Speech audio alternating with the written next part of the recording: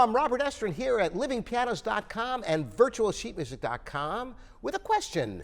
How do you establish the key? This is a very important thing to be able to do if you're accompanying a choir, a singer, if you're doing any kind of ear training. You want to know what note to start on.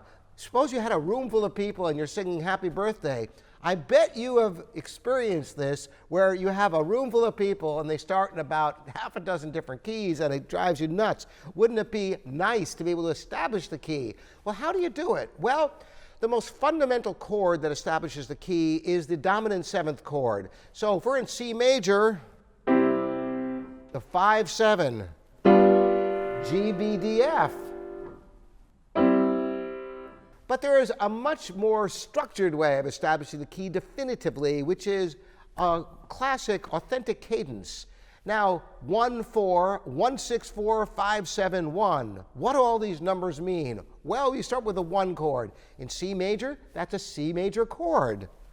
And the 4 chord starts on F, the F major chord. Now, 1-6-4 is a fancy way of saying C major chord with a G on the bottom.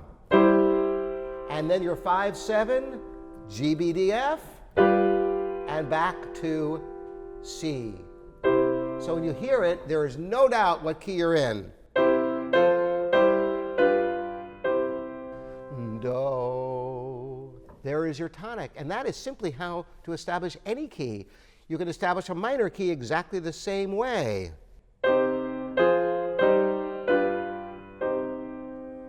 Now, I am voicing these chords for smooth voice leading and doubling and all of that in classic Bach chorale type voicing, and it is quite lovely that way. But there are other ways you can voice it more simply. But I highly recommend this progression of chords, 1-4, 1-6-4, which is the 1 chord with the G on the bottom if you're in C major, 5-7-1, and that should work for any occasion for you, even Happy Birthday. So thanks so much for joining me, Robert Estrin, here at livingpianos.com and virtualsheetmusic.com.